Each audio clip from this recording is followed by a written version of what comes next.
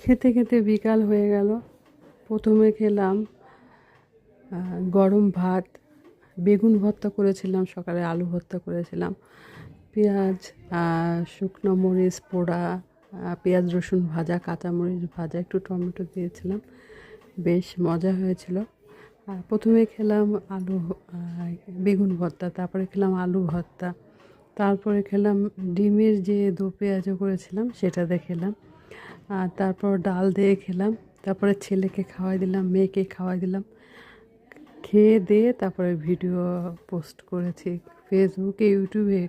আজকে ঠিক মতন যে সকালের দিকে যে একটা ব্লগ দেই, কিছুই দিতে পারি নাই 11টার দিকে। তবে হ্যাঁ, 4টার দিকে খাওয়ার ভিডিওটা পোস্ট করতে পারছি। তো যাই হোক, আলহামদুলিল্লাহ আজকের খাবার দাবারটা ভালো ছিল। তবে গরম ভাতটা যদি একটু গরম গরম হতো আর ভালো হতো, তবুও যদিও আমি ভাতটা গরম করে নিই।